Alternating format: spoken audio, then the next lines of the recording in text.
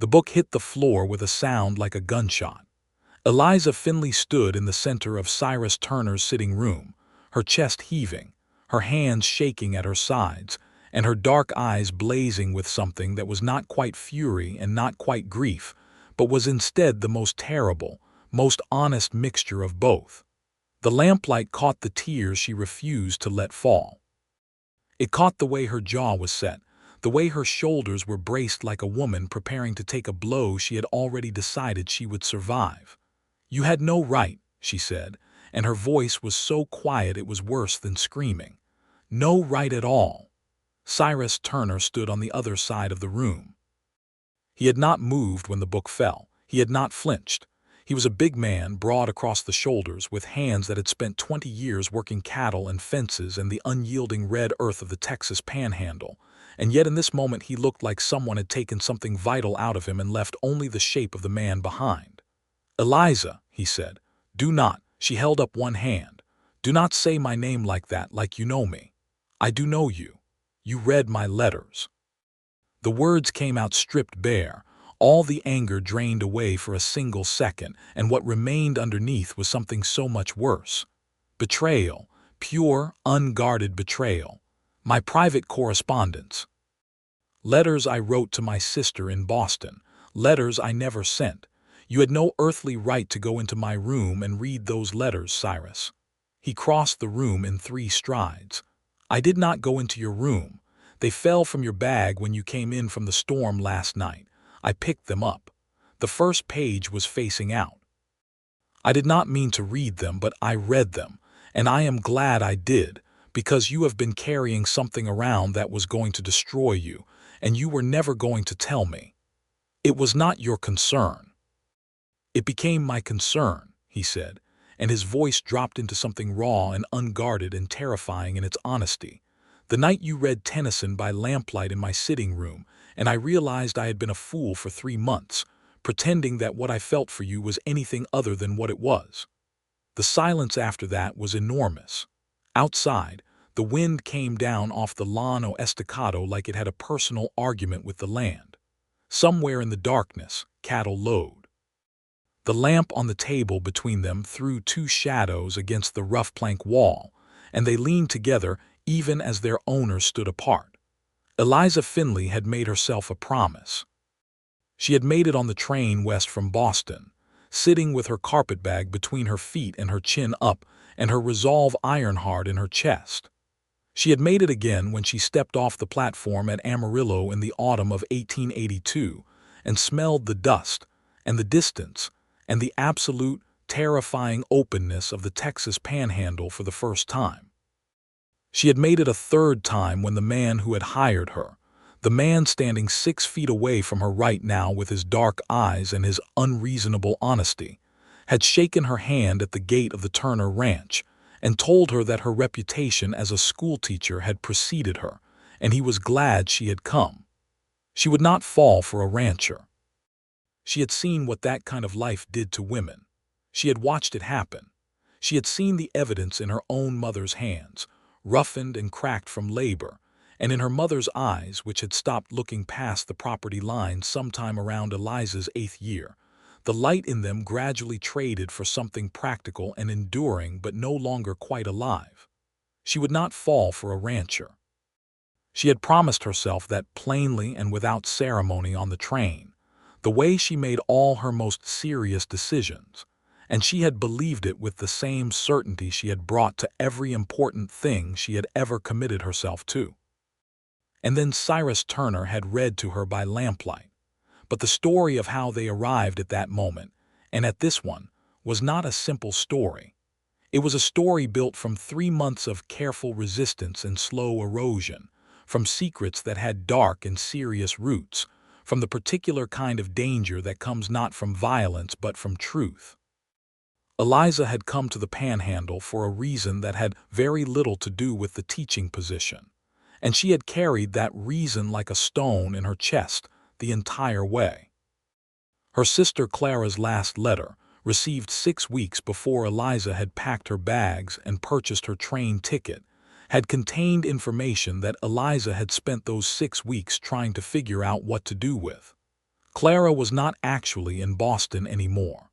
Clara had not been in Boston for a year. Clara had followed a man named Harlan Beecroft west in the winter of 1881, a man who had told her he owned land in the Texas Panhandle and had prospects and was going to make something of himself, and who had, as it turned out, done none of those things and had instead accumulated debts and a reputation and a habit of disappearing for weeks at a time. Clara's letter had been written in a hand that was careful and composed on the surface, and underneath was absolutely terrified. She was living outside a town called Cutter's Creek, 30 miles from the Turner Ranch, in a house that leaked and with a man who was increasingly unpredictable, and she had no money to leave and no one close enough to ask for help.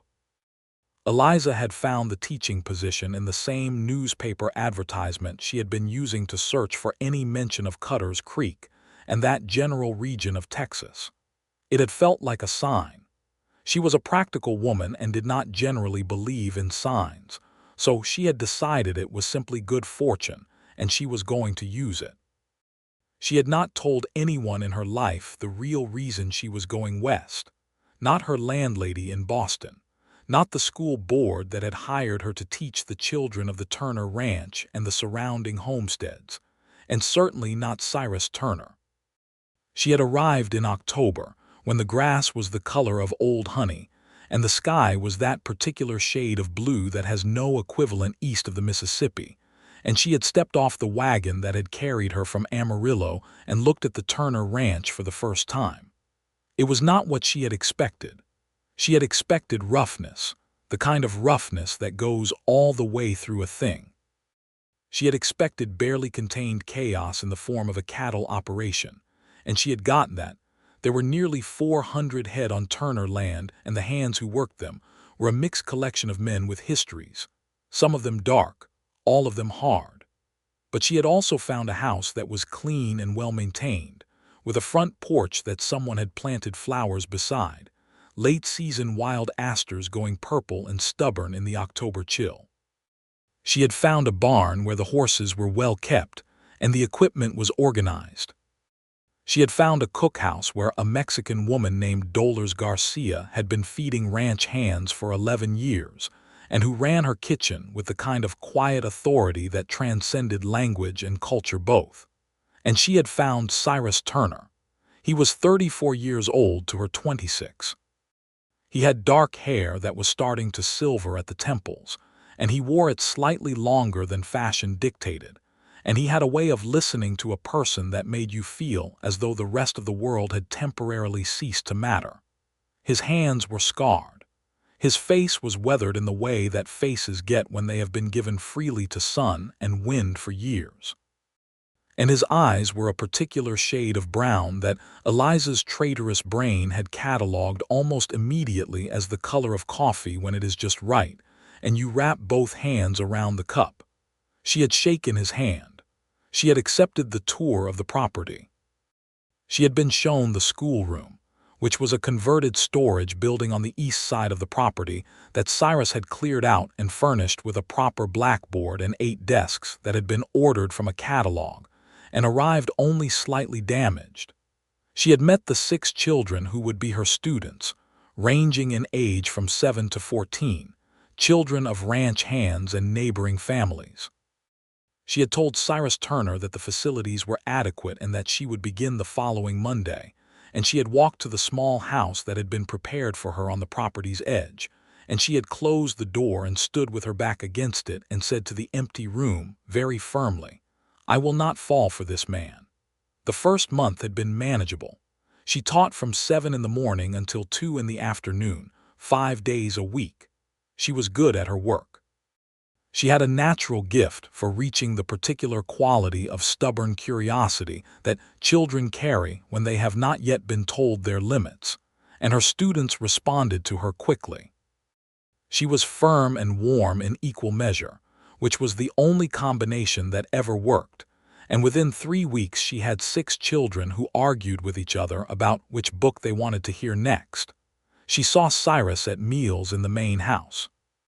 He had invited her to take her meals there rather than alone in the small schoolteacher's house, a practical arrangement that she had accepted with the practical justification that eating with others was healthier than eating alone, and that the social exchange kept one's thinking sharp. At dinner, Cyrus Turner did not perform. That was the word she kept coming back to when she tried to analyze what it was about him that was making her promise to herself so difficult to keep. He did not perform. He did not put on the version of himself that men typically put on for women, the exaggerated competence or the false humility or the studied charm. He simply sat at his own table and ate his own food and talked about what had happened that day, and listened to what had happened in the schoolroom, and occasionally argued with her about the historical accuracy of the books she was using with the older students. And he was, without apparently trying, the most genuinely interesting man she had encountered in several years. She did not let herself soften. She maintained careful distance. She was polite and professional. She asked about the cattle operation with genuine curiosity, because understanding the economics of the region was important for a teacher whose students all came from ranching families.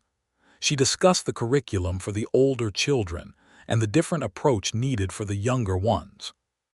She asked about the history of the land, and Cyrus talked about it without the territorial defensiveness she had expected, acknowledging plainly that the Comanche had ranged this country for generations, and that the combination of military campaigns and the destruction of the buffalo herds that had made cattle ranching in this region possible had been accomplished at a cost he did not think could be prettied up or ignored. And that admission had surprised her enough that she had looked at him for a long moment without speaking. That had been dangerous. She had recognized it as dangerous and redirected the conversation. The second month was less manageable. In November, the weather turned. The Panhandle does not do anything halfway, and its winters arrive with a kind of announcement that leaves no room for gradual adjustment. The first blue norther came through on a Tuesday, dropping the temperature 40 degrees in 6 hours, and Eliza had been caught between the schoolroom and her small house when it hit, and had arrived at the main house's back door, soaked to the skin, and shaking hard enough that her teeth were audible. Dolers had taken one look at her, and pointed her at the fire in the sitting room with the authority of a woman who has survived many Texas winters, and has no patience for fools who haven't. Eliza had sat in front of that fire wrapped in a quilt that smelled of cedar and lanolin, and Cyrus had brought her coffee and sat down across from her, and neither of them had said much for a while, and the silence had been, against her every intention, entirely comfortable. He had a shelf of books. She had noticed them before, on her initial tour of the house, and she had made a mental note of them the way she made mental notes of everything, cataloging what they told her about the man. There was practical literature, manuals on cattle management and land surveying. There was history, a complete set of Bancroft's works on the American West. There was fiction, worn-spined copies of novels she recognized and some she did not. And there was poetry, a small collection of volumes tucked on the end of the shelf as though not wanting to draw attention to themselves. She had noticed the Tennyson. That evening, drying out by his fire, she had nodded toward the shelf and asked whether he had actually read any of those books or whether they were purely decorative. And the look on his face, amused and slightly offended, had told her this was a man who read seriously and had the strong opinion that books were for using and not for showing. He had gotten up and taken down the Tennyson and opened it without ceremony to Ulysses, and read it aloud, not as a performance but as a man sharing something he genuinely valued, and the lamplight had been on his face, and his voice had given the lines a weight that the page alone had never quite given them, and Eliza Finley had known, in the pit of her stomach with absolute and unwelcome certainty, that she was in serious trouble. She told herself it was the storm. She told herself it was the cold and the firelight, and the disorienting strangeness of being far from everything familiar. She told herself it was simply that he had a good reading voice and the poem was a powerful one, and the combination was affecting in any circumstance. She told herself every reasonable thing she could think of. She did not let herself believe any of them. Through November, she began managing her own feelings the way she managed her classroom, with firm structure and clear consequences. She was helpful and collegial. She maintained exactly the right degree of friendly warmth to be a good neighbor and employee without being anything more. When the other ranch hands teased her gently about the seriousness of the Eastern schoolteacher, she smiled and responded in kind. When Dolers cooked something extraordinary and watched Eliza's face when she tasted it with the bright satisfaction of an artist admired, Eliza gave her the honest compliment she had earned. When the children drew pictures for her or brought her rocks and dried flowers with the innocent generosity of children who have decided you are safe, she accepted them with real gratitude. And when Cyrus Turner stopped her on the porch after dinner on a cold Wednesday evening and said, simply, that he had found a new book at the Amarillo General Store and he thought she might like it, and would she come in after the children were done tomorrow and read it with him, she had said yes before she finished thinking about whether to. That was when she understood that the promise she had made to herself on the train was, functionally, already broken. She had tried to remake it. She had spent the walk back to her small house going over the logic of the situation with the same thoroughness she brought to preparing a lesson. She was here for Clara. She was here temporarily to figure out the situation with Harlan Beecroft and find a way to get her sister safely out of it. She was not here to become attached to a rancher in the Texas Panhandle, no matter how steady he was, no matter what his voice did to Tennyson, no matter how the lamplight fell on his face when he was reading something he loved. She was a schoolteacher from Boston who had plans that did not include this landscape or this life, and she was going to execute those plans and go back to her life and leave this all behind. And the kindest thing she could do for both of them was to keep that firmly in mind. She had believed this too. The problem was Clara. In mid-November, Eliza had ridden with one of the ranch hands into Cutter's Creek under the pretense of needing to purchase supplies that could not wait for the next group trip into Amarillo. She had gone to the address from Clara's letter and found her sister standing in the yard of a weathered house looking thinner than she had any right to be, and wearing a dress that had been mended so many times the mending was becoming structural. Clara had seen her and burst into tears, and they had held each other in the yard of that miserable house for a long time. Harlan Beecroft had not been home. He was frequently not home.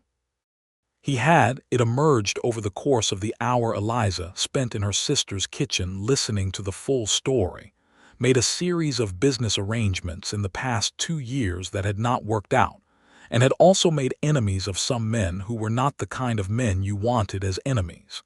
He drank.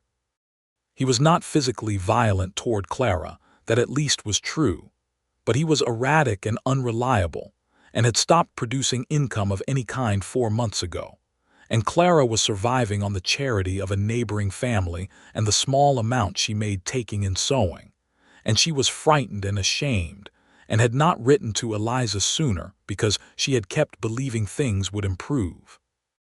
Eliza had held her sister's hands across the kitchen table and thought hard about the situation. The problem was not simply extracting Clara, though that would require money for a train ticket at minimum, and ideally the resolution of the marriage question, which was complicated in 1882 in a state that did not look favorably on women leaving husbands, even when those husbands had thoroughly abdicated their responsibilities. The problem was also Beecroft himself, who had, according to Clara, recently gotten into a serious arrangement with a man named Dortmund, a land speculator with a dubious reputation, the kind of man who operated in the gray margins of Texas law and had people who enforced his arrangements. This was the information that had been weighing on Eliza for the past 3 weeks like a stone in her chest. This was what was in the unsent letters that she had been writing to Clara, drafts of what she knew and what she planned, and what she needed Clara to be ready for. Letters she had not sent because she had not yet figured out whether the plan was solid enough to execute. And this was what Cyrus Turner had read. Not all of it. The letters he had accidentally seen were not the most detailed ones, but they were enough. Enough to know she had a sister in trouble. Enough to know she had come here not solely for the teaching position. Enough to know there was a man named Dortmund in the picture, and that Eliza was afraid of what he might do if Beecroft tried to break their arrangement. She stood now in Cyrus's sitting room with the fallen book between them and the lamp throwing their shadows against the wall, and he was looking at her with an expression that she did not know how to respond to because she had spent 3 months trying to prevent the moment when someone who mattered would look at her exactly like that. "You should have told me," he said. "It was not your concern. You keep saying that." He moved forward one step, careful and deliberate, as though approaching something that might run. "But I know Dortmund. I know him well. He has been trying to acquire land in this county for 2 years, and he is not careful about the methods he uses. Beecroft is in debt to Dortmund, and your sister is living in that house. She is not safe, Eliza. Not because Dortmund would necessarily move against a woman, but because when Dortmund moves against Beecroft, and he will, the collateral damage is not something he concerns himself with." The sound of her name in his voice. She had been trying not to let it mean something for 3 months. "I know," she said quietly. "I know she is not safe. I have been trying to figure out what to do. Alone. Yes. Alone, because it is my problem, Cyrus, my family, my responsibility. You are one woman on a ranch in the middle of the Panhandle with no connections in this county and no understanding of how men like Dortmund operate." He said it plainly, without cruelty, stating a fact. "Whatever you have been planning in those letters, you are going to try to execute it alone. I was not going to ask you. Why?" She opened her mouth and closed it again. The honest answer was humiliating and complicated and true, and it sat right at the center of the space between them like something neither of them could look away from. "Because if I asked you for help," she said finally, "I would have to stop pretending that I was going to leave here without it mattering." The silence that followed that admission was different from the silences that had come before.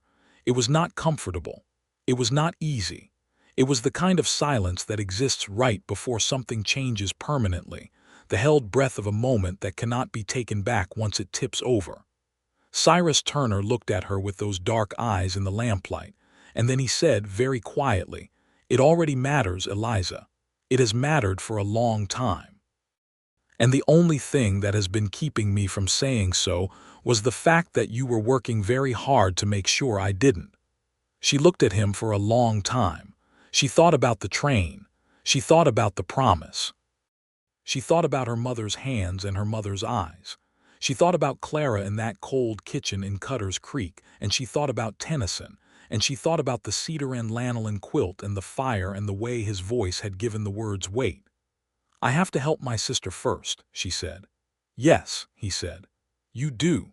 And so do I." He crossed to the shelf and took down a different book, a ledger, and opened it on the table. He sat down and looked at her across the lamp, and she saw then that the man she had been trying not to fall in love with had already decided the next move and was waiting for her to sit down and make it with him. She sat down. The lamplight was warm. The wind was outside, and the story, the real story, had only just properly begun. Cyrus knew Dortmund from a dispute that was 2 years old and not fully resolved. He explained it to her that night, as the wind dragged itself across the Panhandle and the lamp burned low between them.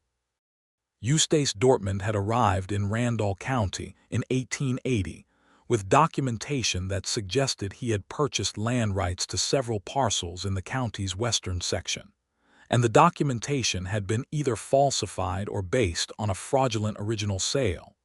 The legal question was still technically open, but the practical question had been answered by a Randall County judge who had ruled in favor of the existing landholders.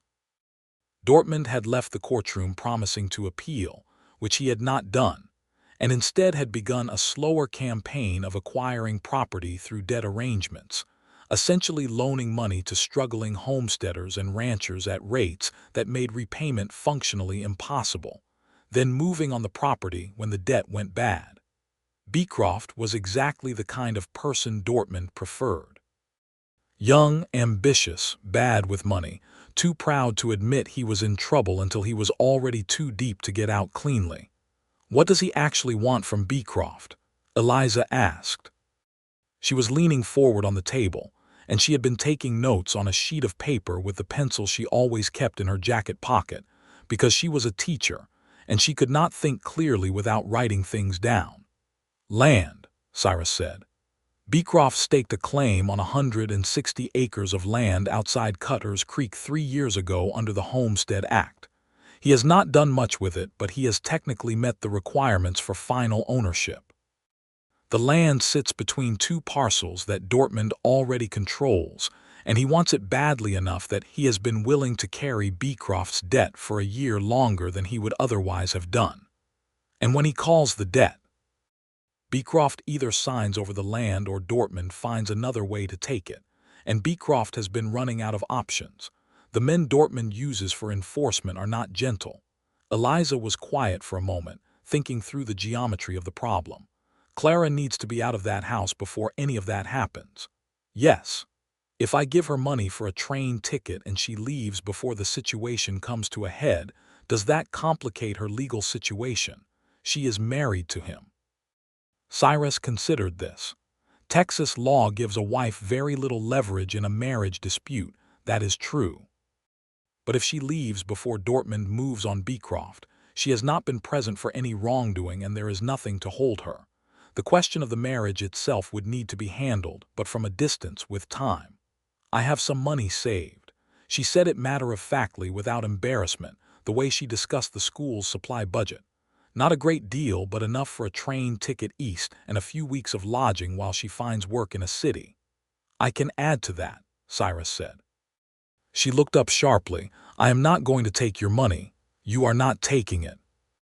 I am contributing it to a situation that poses a risk to people in my county, which is a thing I have an interest in regardless of your sister." He met her eyes steadily. "I am also contributing it because I want to, and the fact that you would rather struggle alone than let someone help you is a quality I admire tremendously in principle and find extremely frustrating in practice." Something shifted in her face. Not quite a smile, but the precursor to one, the involuntary softening of a person who has heard something true about themselves delivered without malice. "Dollars," she said after a moment. "What about her?" "Dollars is from a community south of here. She knows people. She travels to visit her family. If Clara needed a place to stay that was not a hotel and not this ranch and not Cutter's Creek while we figured out the next step, is there anyone in Dollars' network who might take her in for a short while?" Cyrus looked at her for a moment with something in his expression that she had been cataloging all evening as it shifted and accumulated. "I will ask her in the morning," he said. "Good." She looked at her notes. "There is one more problem. Beecroft himself. If he realizes she is gone before we have her far enough away, he will make noise.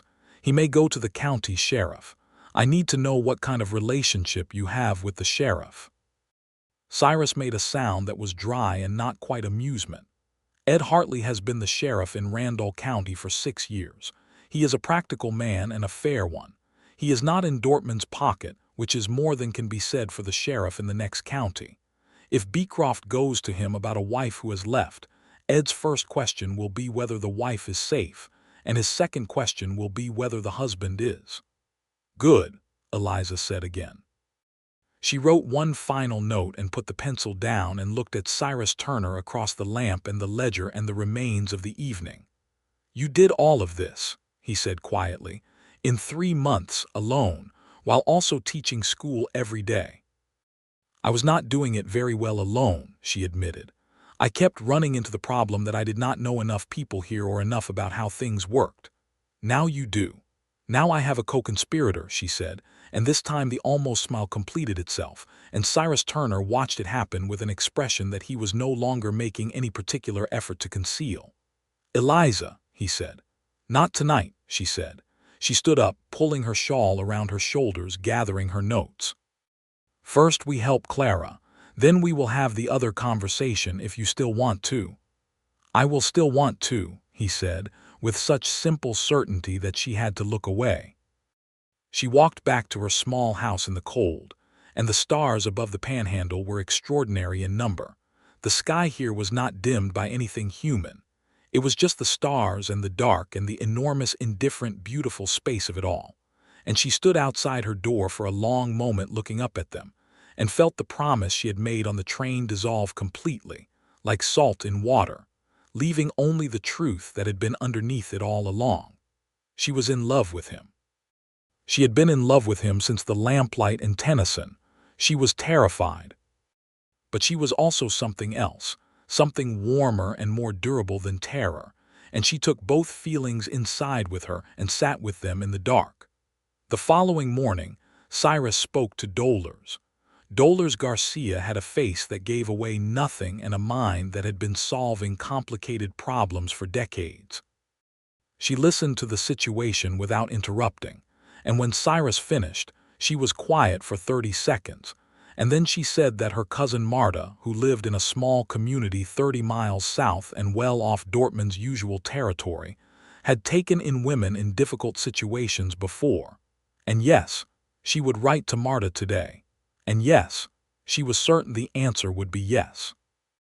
She also said, in the same even tone, that it was about time someone around this ranch stopped pretending and got to the actual business of things, which neither Cyrus nor Eliza, who was standing in the doorway of the cookhouse, could argue with.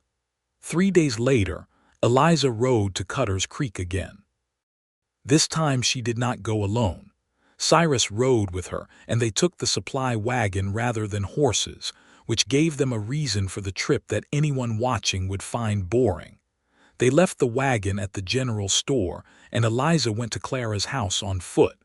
Clara was in the yard when she arrived. Harlan Beecroft was not home. He had been gone for 2 days, which Clara said was not unusual. He had been spending more time at a saloon near the county line, which meant he was probably drinking away whatever remained of his credit with the men he owed. Eliza sat her sister down and explained everything in the order that would be easiest to hear. Marta's house, the train ticket, the money. The time to sort out the legal questions from a safe distance. Clara cried. She held Eliza's hands and cried for a while, and then she stopped crying and got practical in the way that women in difficult circumstances often do when someone offers them an exit, moving from grief to logistics with impressive speed. She would need 2 days to gather what she wanted to take. She wanted the quilt her mother had made. She wanted the box of letters. She would leave everything else. What about Harlan? She asked. "I am going to talk to the county sheriff," Eliza said. "Not to get him in trouble, but to let an honest lawman know the situation so that if Beecroft makes noise about your leaving, there is someone who already has context." Clara looked at her with wide eyes. "You are something else, Eliza Finley." "You would have done the same for me," Eliza said simply. On the ride back, Cyrus and Eliza were quiet for a long time, the kind of quiet that happens between people who have been working closely on something serious and are both tired and relieved in the same measure. The Panhandle stretched out around them in all directions, brown and golden in the December light, the sky so high above them it seemed to exist in a different dimension than the earth. "Thank you," she said finally. "You do not need to thank me." "I do. I want to." She looked sideways at him on the wagon seat. "It means something. I want you to know it means something." He looked at her, and the afternoon light did what the lamplight had done, found the angles of his face and made them honest. "I know it does," he said. "That was all, but it was enough." Eliza visited Sheriff Hartley the following day, alone, and found him to be exactly as Cyrus had described, a compact, direct man in his late 40s who listened to her account with the focused attention of someone who had been separating useful information from background noise for a long time. He knew Dortmund. He knew Beecroft, at least by name. He received her information about Clara's situation with professional seriousness, and wrote down what she told him, and told her that a woman leaving a husband who had abandoned his responsibilities was not a criminal matter in his view, and that if Beecroft came to him, he would be having a very frank conversation with the man about his own behavior before entertaining any concern about his wife's whereabouts. Eliza walked out of the sheriff's office feeling lighter than she had in 3 months. 2 days later, Cyrus drove the wagon to Cutter's Creek, and Eliza went in to collect Clara. They moved quickly and without drama. Clara had her bag and her quilt in her box, and she climbed into the back of the wagon without a word, and they drove south toward Marta's community, and Clara sat between the rails of the wagon and looked back at the house for a while, and then stopped looking. They delivered Clara to Marta, who was a broad, warm woman with strong opinions and a house that smelled of chili and fresh bread, and who took one look at Clara and said in accented English that she was welcome as long as she needed to be there, and not to worry about anything for at least a week. Clara had hugged Eliza so hard that Eliza had to blink hard several times after. On the drive back to the Turner ranch in the late afternoon, the sun going down over the Panhandle in the particular extravagant style it reserved for winter evenings, Eliza sat on the wagon seat and felt the accumulated weight of 3 months lift off her chest in slow sections, like ice breaking up in spring. "She is safe," she said, mostly to herself.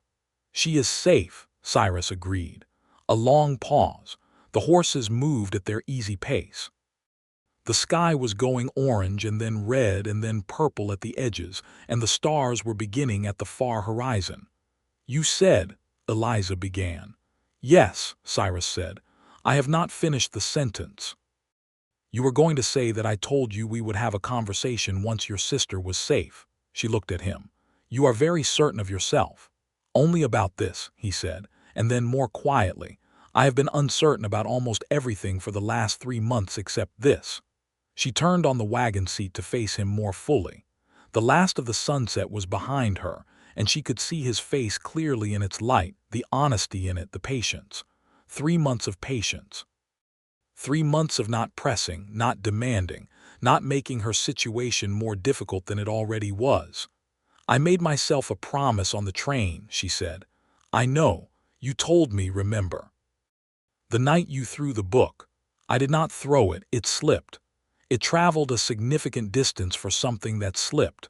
She felt the laugh come up in her before she could stop it, warm and genuine, and his expression at hearing it was worth every difficult thing that had brought them to this moment. "I was afraid," she said when the laugh had passed. "Not of you, of what it would mean. I watched my mother give everything to a hard life on hard land and watch herself become smaller for it, and I was determined I was never going to do that. I had a plan, education, self-sufficiency. I was going to be a different kind of woman than my mother was." "Your mother loved your father," he said. "That is not the same as being diminished by a life." "No," she said quietly. "You are right. It is not the same thing at all." She thought about her mother's hands, cracked from work, but also the hands that had braided her hair every morning and held her through every fever and turned the pages of every book that had ever mattered to her. "I think I spent a long time confusing the hardness of the life with the cost of the love. And now—" She looked at him in the last of the sunset light. "And now I think I would rather be a fool in love than a wise woman alone." Cyrus Turner pulled the horses to a stop. He turned on the wagon seat and looked at her with an expression that was open in the way that men who are not used to being open sometimes manage, rarely and entirely, when the moment requires it. "I have been in love with you," he said, "since the night of the first blue norther, when you sat in front of my fire with your hair coming down from its pins and argued with me about the Peloponnesian War while drinking coffee." She stared at him. "The Peloponnesian War. You were very passionate about Thucydides." "I still am," she said, "but you love me for that." "I love you for that," he said, "and for the way you teach, and for the way you protected your sister alone for 3 months without asking for help, and for the way you pushed back at me that first week when I said something careless about the homesteaders, and you told me plainly that I had been on my land long enough that I was starting to confuse my comfort with my right, and for the way the lamplight falls on your face when you are reading something that matters. And for about 40 other reasons I could list if we had more time. She was looking at him with something that was not quite tears and was not quite a smile and was entirely, irreversibly real. "I love you," she said. I fought it, I tried not to. I built excellent arguments against it. She paused. None of them were good enough. He reached across and took her hand carefully in both of his and held it in the last of the sunset light above the Texas Panhandle. "Will you stay?" he asked. She looked at the land around them, the dark grass, the enormous sky, the stars coming on one by one above the horizon like promises being made. "Ask me again in the spring," she said. "When I have taught a full year and you have seen me in all the seasons." He smiled, slow and real. "Fair enough." She turned her hand in his and held on, and they drove the rest of the way home in the dark, and the stars above them were innumerable, and the horses knew the road, and the warmth between them on the wagon seat was not only the cold evening making itself felt but something far more durable and far more important. The weeks between that evening and Christmas were different from everything that had come before. It was not that anything dramatic changed in the structure of their days. Eliza still taught school. Cyrus still ran the ranch. They still ate dinner together at the main house and talked about the day and argued about books and history with the comfortable fluency of people who have discovered that disagreement is not a threat but an engagement. But there was something new in it now, something uncovered, the way a room looks different when the shutters are opened. He began to do things he had likely been wanting to do for months. He found a novel in Amarillo that she had mentioned once wanting to read, and left it on the kitchen table without fanfare. She began staying after dinner to read by the fire, because the schoolteacher's house was small and cold, and the sitting room of the main house was large and warm and had a significantly better lamp. Dolers, who had been observing all of this with deep professional satisfaction, began keeping coffee hot longer in the evenings without anyone asking her to. They read together by lamplight, taking turns, each choosing passages and then listening to the other. She read him George Eliot, which he had not read and found initially intimidating and eventually revelatory. He read her John Wesley Powell's account of the Colorado River expedition, which she found so gripping she abandoned her own book for a week to read it cover to cover. They argued about Darwin. They agreed about Abraham Lincoln. They disagreed sharply about the proper governance of the Amarillo school district, and both knew they were right, and neither conceded, and neither of them minded. He told her about his past, not all at once but in pieces, the way truth generally comes out between people who are earning each other's trust. He had grown up in Georgia, the son of a farmer who had not survived the war, and had come west at 17 with his uncle, who had taught him cattle and land, and the specific discipline of a life that depends on sustained attention. He had built the Turner Ranch over 12 years, starting with 40 head and a parcel of land that was less productive than what he had now, expanding carefully, making decisions that were slower than fashionable but more durable. He had been engaged once, to a woman named Rachel Bloom from Amarillo, who had decided 2 years in that the Panhandle was not where she wanted her life, and they had parted without bitterness, and she had married a banker in Dallas and was, by all accounts, content. He told her this without the performance of unconcern that men sometimes put on about past women, and she appreciated it for the directness it represented. She told him in return about Boston, about the school where she had taught for 3 years before coming west, and the colleague who had taken credit for her curriculum innovations and suffered no consequences for it, and the landlady who had been like a second mother, and her actual mother who had died 2 years ago of a fever that the doctor had been called for too late, and about Clara and Harlan Beecroft, and the whole long arc of how that situation had developed, filling in the pieces he had not been able to see from the letters. They were not romantic conversations in the conventional sense. They were not the soft, decorative exchange of sweetnesses that courtship manuals of the period recommended.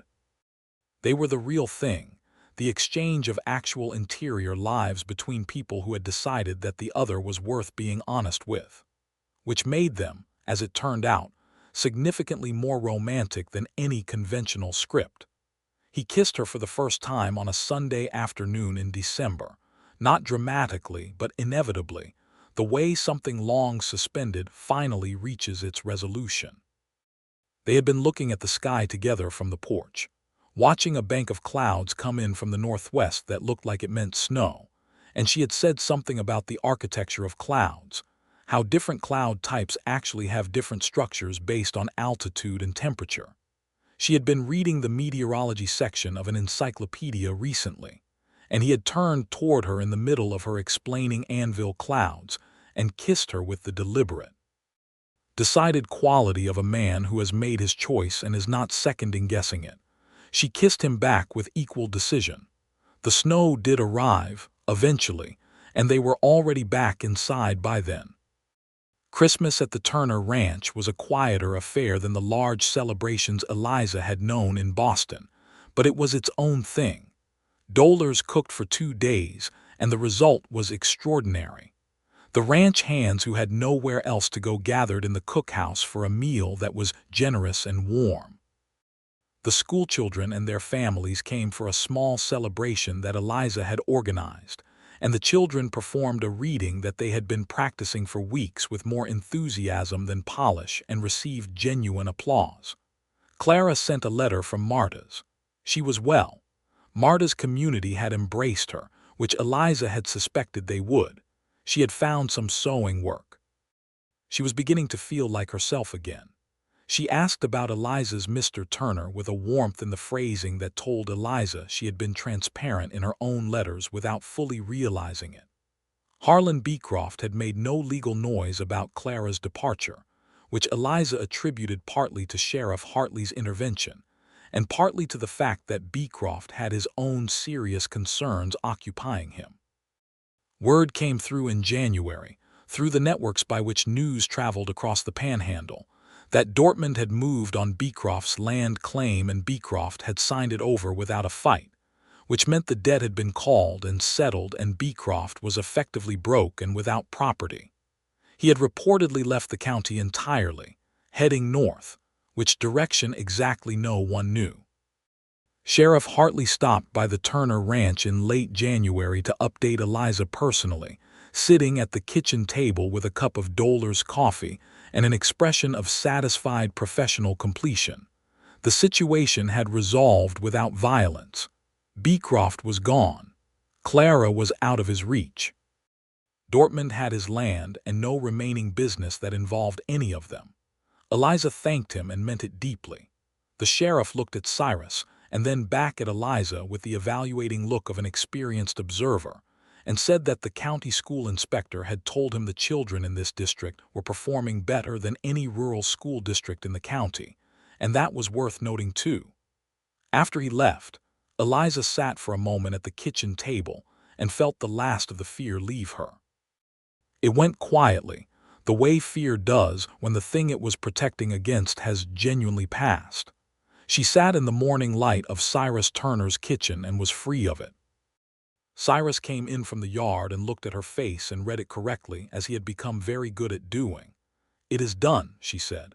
"Then ask me," he said. She looked at him. "What?" "I told you in December to ask me again in the spring when you had seen me in all the seasons." He sat down across from her. "It is January. I know I said spring, but you have seen me in every kind of weather and I am the same in all of them, and I would rather not wait until April." She looked at him steadily across the kitchen table, this man she had tried so hard not to love, this man who had read to her by lamplight and helped her sister and listened to her without requiring anything in return and been, without apparent effort, the best and most honest person she had encountered in her adult life. "Will you stay?" she asked. It was his question, reflected back. The question he had asked her on the wagon in December. "That is not quite the right question," he said gently. "The right question is, will you build a life here with me?" She considered it seriously because she took everything seriously, and he let her because that was who he was. "Yes," she said. "I will." He reached across the kitchen table and covered her hand with his, in the same careful way he had on the wagon seat in December, and this time neither of them was going anywhere. They were married in March of 1883 at the Randall County Courthouse, a plain and serious ceremony performed by a judge who had known Cyrus for 8 years and treated the whole proceeding with the practical respect of a man who understood that what he was officiating was important. Dolers was there. 3 of the senior ranch hands were there. 2 of Eliza's students had been brought by their parents, unable to resist, and stood very straight in their good clothes and looked deeply pleased with themselves for witnessing something significant. Clara came from Marta's community for the wedding. She arrived 2 days early and spent both days being enormously helpful and emotionally present in the way that sisters who have been through serious things together tend to be. And she and Cyrus met properly for the first time and took the measure of each other with the honest curiosity of people who matter to the same woman, and concluded by the end of the first evening that they were going to like each other, which turned out to be correct. Eliza wore a deep blue dress she had made herself in the weeks before the ceremony, simple and well-constructed, with no unnecessary embellishment.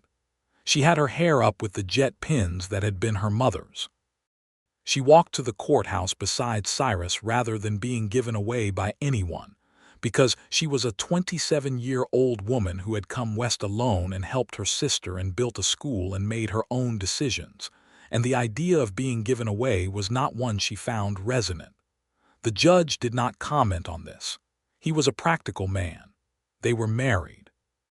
The spring of 1883 in the Texas Panhandle came the way spring generally comes on the Llano Estacado, not gradually but suddenly, the land going from brown to green in what seemed like a single decision, the grass coming up everywhere and the wildflowers arriving in waves, bluebonnets and Indian paintbrush, and prickly pear blooming yellow and orange in the rocky places.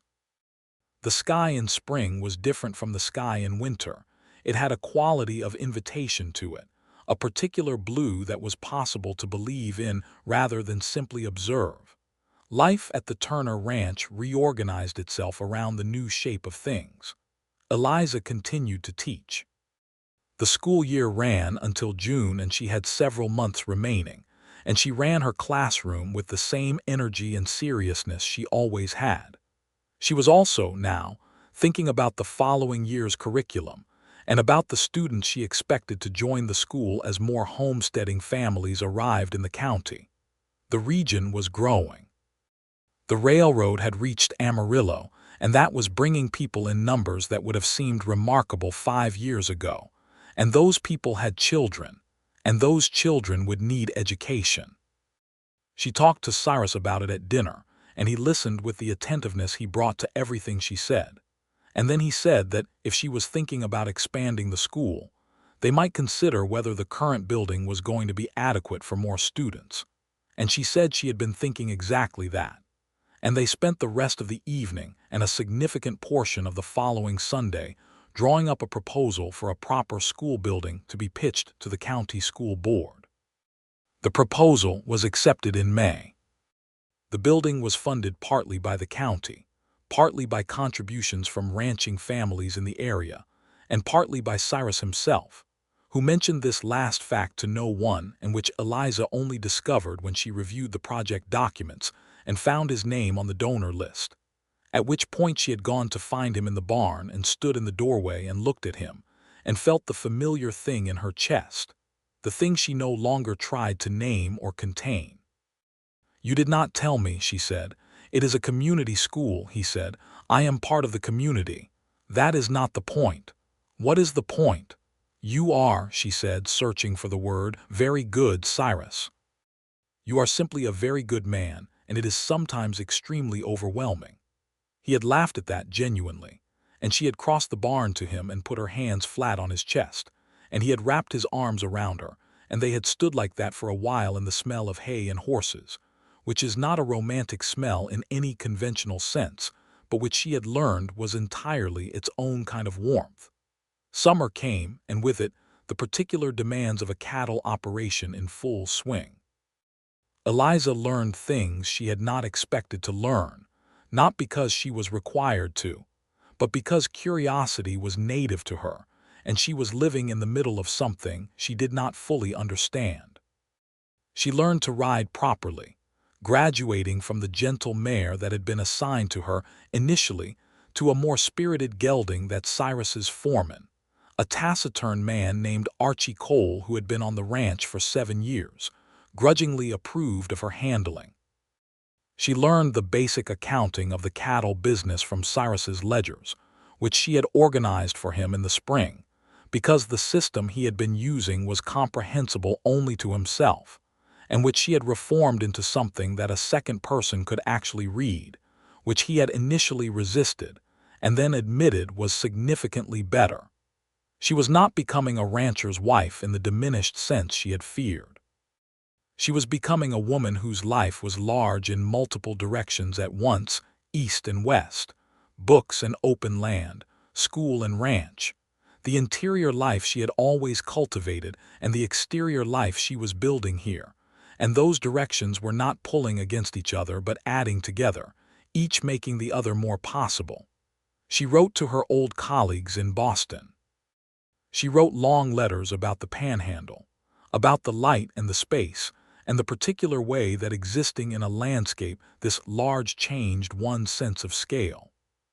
She wrote about her students, about their specific individual qualities, about the child named Joseph who could do arithmetic faster than she could but struggled with reading and needed a different approach, about the girl named Winona, daughter of a Comanche woman who had married a homesteader, who had a gift for memorization and recited poetry with the kind of unself-conscious beauty that made Eliza have to compose herself after.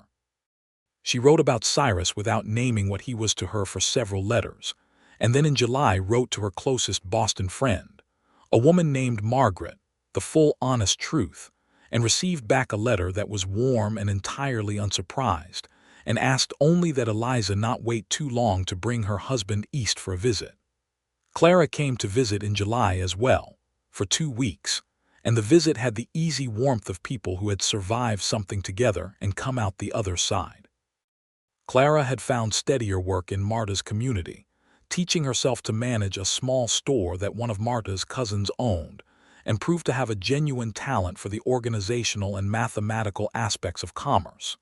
She had begun, she admitted shyly, receiving the attentions of a widower in the community, a man named Santos Reyes who was a decent man and who treated her with consideration, and she was not sure what she thought about it yet, but it did not frighten her.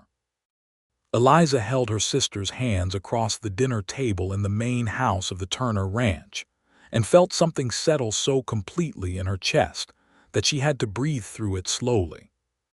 "You are happy," Clara observed. "I am," Eliza said. "You tried so hard not to be." "I did," she agreed. "I was spectacularly wrong." Clara laughed, and dolors passing through with the coffee made a sound of complete agreement that required no translation. In the autumn of 1883, nearly a full year after Eliza had stepped off the wagon at the Turner Ranch gate and shaken Cyrus Turner's hand, she discovered she was going to have a baby. She told him on a Tuesday evening in October, sitting at the kitchen table after dinner with the lamp between them, which was where they had all their most important conversations, because the lamp and the table had become the geography of their intimacy, the place where they were most honestly themselves. She told him plainly, because that was how she told things. He was quiet for a moment, and she watched his face, the man she knew better now than she had ever known another person, and she saw in it the full depth of what he felt, not performed, not exaggerated, just genuine and deep and unguarded. "Are you well?" he asked first. "I am very well," she said. He reached across the table and took her hand, both of his hands around hers in the gesture that had become theirs. "I am glad," he said. "I am very glad. I intend to keep teaching through the school year," she said. "I know you do," he said, with the equanimity of a man who had been listening to this woman for a year and no longer wasted energy arguing with her sensible decisions.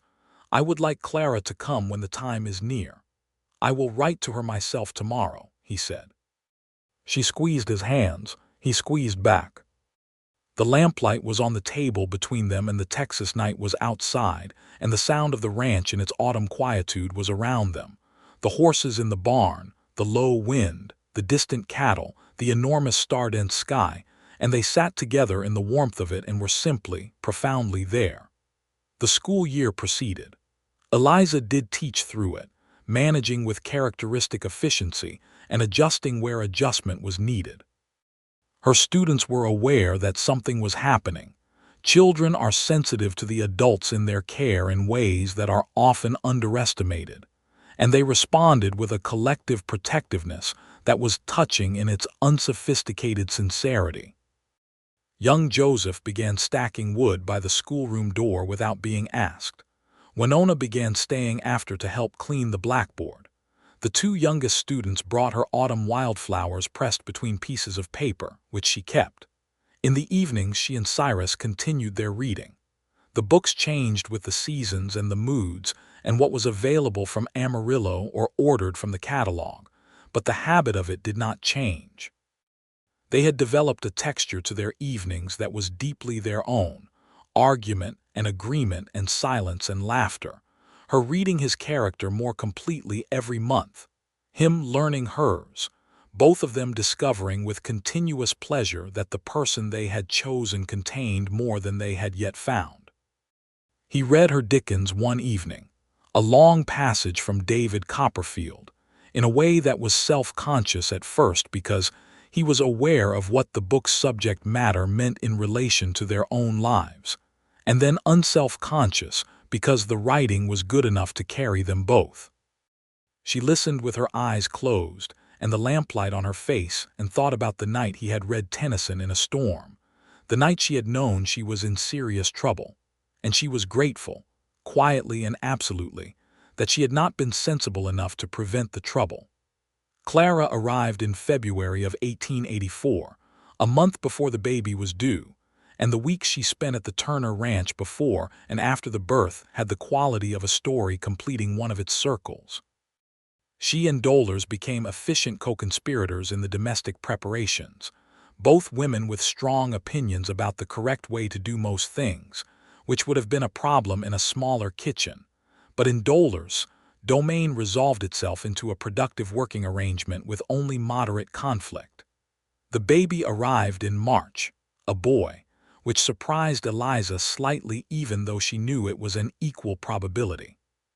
He was born on a Tuesday, like several of the most important things in Eliza's life seemed to be, and he was healthy and substantial, and had, from the first, a quality of decided presence, the look of someone who had arrived with an opinion and was forming it. They named him Thomas Daniel Turner, Thomas for Cyrus's uncle, who had brought him west and taught him everything. Daniel for their father, Clara's and Eliza's, who had been a schoolteacher in a small town in Massachusetts and had given his daughters their love of books. The name had weight and history and felt, in Eliza's estimation, exactly right. Cyrus held his son with the particular, slightly dazed quality of a man who is discovering a new dimension of feeling that he did not know he was capable of, careful and wholly present. And Eliza watched him from the bed and felt something so large and warm and unambiguous that she had no word for it that was adequate and did not try to find one. Clara held Thomas and cried, which was appropriate. Dolores held Thomas and did not cry, but there was an expression on her face that was the equivalent. The ranch hands, informed by Archie Cole, responded with awkward and genuine celebration, passing the news around in the way that communities receive good news, with the satisfaction of something that was always supposed to happen having happened. Spring came to the Panhandle again, the second spring of their marriage. Thomas grew at the rate that babies grow, which is alarming and fascinating in equal measure, his small competencies accumulating week by week. He had Cyrus's dark eyes and Eliza's stubbornness, and a voice that was, from the beginning, highly opinionated. Clara went back to Marta's community and to Santos Reyes, who had been patient. Her letter the following month was careful and happy in ways that her letters had not been for a long time, and in the early summer she wrote that she and Santos were going to be married in August and asked Eliza to come. Eliza and Cyrus went to Clara's wedding with Thomas, who was 5 months old, and received every variety of attention from every person present with magnanimous acceptance. Clara was married in a small ceremony that was warm and sincere, and Santos Reyes was a man who looked at Clara the way Cyrus looked at Eliza, with the specific attention of a person who has found what they were looking for and intends to honor it. On the wagon home, Thomas asleep between them, wrapped in the cedar and lanolin quilt that had come from Cyrus's sitting room, Eliza looked at the Panhandle going golden in the summer evening and felt the word she had not been able to find in March. It was not a grand word, it was not a dramatic one, it was simply enough, completely, entirely, thoroughly enough. "What are you thinking?" Cyrus asked. "I am thinking," she said, "that I was wrong about almost everything I thought I knew on the train to Amarillo. Almost everything. I was right about Thucydides," she said. "You were right about Thucydides," he agreed, with the gravity the subject deserved, and she laughed, and Thomas stirred at the sound of her laughing and made a small, considering noise and went back to sleep. The autumn of 1884 brought changes to the county that were both expected and absorbing. More families arrived from the east, more homesteaders and small ranchers, and people with varying amounts of capital and varying degrees of preparation for what the Panhandle actually required. Eliza's school, now in its new building, enrolled 11 students for the fall term, nearly double the previous year's number. She hired an assistant teacher, a young woman named Frances Hollies who had just turned 20 and who had been educated in Amarillo and was steady and curious in ways that Eliza recognized and valued. She began writing about the experience of establishing a frontier school, not for publication initially, but for her own comprehension, producing careful documented accounts of the pedagogical approaches that worked in this particular context, the adjustments required for students who had practical knowledge that exceeded their formal education, the challenge of teaching children whose first language was not English, the particular educational needs of children whose school attendance was necessarily irregular because of the demands of ranch and farm work. The writing became systematic over the winter, and by spring of 1885 she had a manuscript of significant length and genuine utility. She showed it to Cyrus one evening without preamble, simply placing it on the table between them at their customary hour. He read it over the course of 3 evenings, slowly and carefully, and when he finished, he said that she should send it to a publisher. She had not thought about this. She sat with it for a week, approaching it from different angles, and then she wrote to her old school in Boston, and through that connection was referred to a publisher in New York who had expressed interest in practical educational literature, and she sent the manuscript. The acceptance came back in the autumn of 1885, which was also when she discovered she was pregnant again. She told Cyrus this news at the same kitchen table in the same lamplight with the same directness. He reached for her hands. She gave them. "A second Tuesday?" he asked. "It will be whenever it arrives," she said, "and it will not care about our preferred days." The second child was a girl, born in May of 1886, and they named her Ruth Clara Turner, Ruth for Cyrus's mother and Clara for the obvious reason. Ruth was smaller than Thomas had been and louder than Thomas had been, and had, from almost immediately, the quality of someone who had several complex plans in progress simultaneously. Thomas was 2 years old when she arrived and received her with the dignified seriousness of a child who takes new developments under advisement. Eliza's book was published in the spring of 1886, a few weeks after Ruth was born, under the title Practical Education on the Frontier, by Eliza Turner. She held the published copy for the first time at the kitchen table, in the lamplight, which was the only appropriate place for the occasion, and the reality of the object, the actual physical weight of a book that had her name on it, was something she sat with quietly for a long time. Cyrus watched her hold it and said nothing, because the moment did not need his words, but his face said all the things his silence held. She looked up and caught him watching and smiled, not the small composed smile she had given the world for 27 careful years, but the real one, the full one, the one that had been the thing he was working toward from the night of the first blue norther, and he looked at her in the lamplight as though the whole project of his life had arrived at exactly the right destination. Life in the years that followed was full in the way that good lives are full, with the ordinary and the extraordinary woven together so thoroughly that sometimes it was hard to tell which was which. Thomas grew into a boy who was his mother's intellectual curiosity and his father's physical steadiness in exact proportion, a child who read everything and also spent every available hour in the barn or in the pastures, who was going to be, Eliza could see from an early distance, a man who could think through a problem and also fix a fence, which seemed to her like an excellent combination.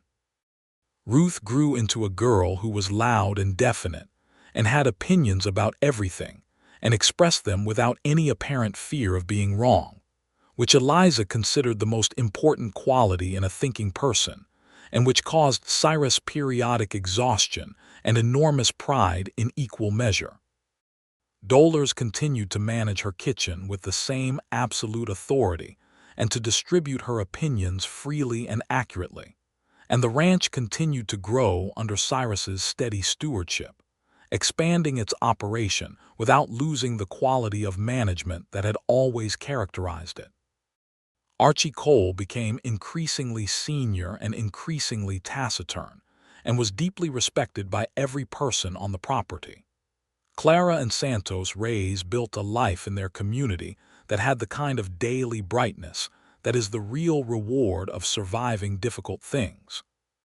They had a son in 1886, a small, round-faced boy named Louis, who Clara declared was the most perfect thing she had encountered, and Eliza, having had Thomas and Ruth, thought this was probably accurate from Clara's perspective and was happy to believe it. Sheriff Hartley retired in 1887 and was replaced by a younger man, but not before stopping by the Turner Ranch to tell Eliza, with the gruff warmth of a man who does not usually speak this way, that the school she had built and the work she had done had made this county a more decent place, and he had appreciated watching it happen. She thanked him and meant it, and watched him ride away and thought about the afternoon she had walked into his office, nervous and rehearsed and absolutely determined, with her notes in her pocket and her chin up and her sister's safety in her hands. That woman on the train to Amarillo, the one who had made the promise, the one who had believed she could control what mattered and what didn't, what got in and what stayed out, that woman had not known yet what she was capable of. She had known her intelligence and her education and her independence, all of which were real and which she had kept. What she had not known yet was the specific way that loving someone well was not a subtraction from the self, but an addition, not a narrowing but an expansion, not the ending of your own story but the beginning of a larger one that you could not have written alone. She had learned this from a man who read Tennyson by lamplight, which was, she had to admit, an extremely inconvenient way to learn it, since she had been so thoroughly unprepared for what a reading voice and a warm lamp and an honest man could do to 27 years of sensible resolve. She could have wished for a more gradual introduction. She could have wished for a less complete conversion. She could have wished for any number of things that would have made the loss of her promise to herself less sudden. But she did not wish for any of them. Not for one single day of the life she had built in the Texas Panhandle did she wish to have been more successfully resistant.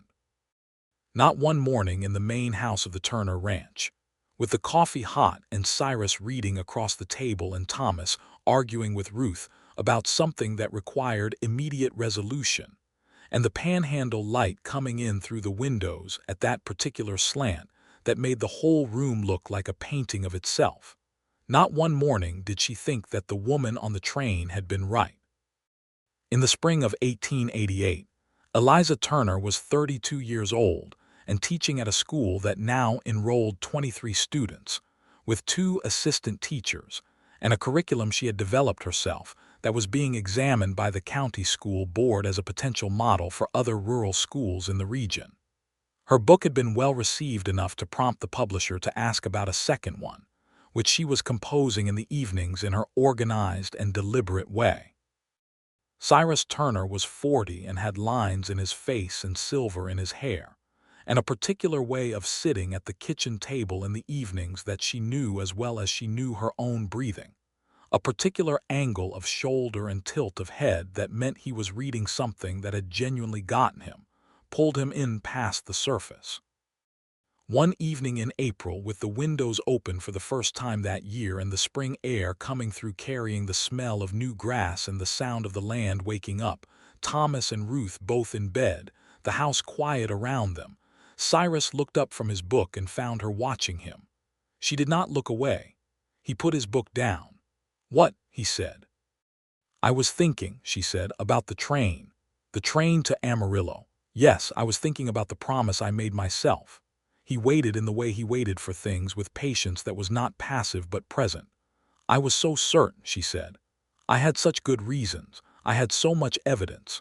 She looked at her hands on the table, the hands that were not her mother's hands but were not the Boston schoolteacher's hands either. They were something new, marked by this life, capable of more than they had been.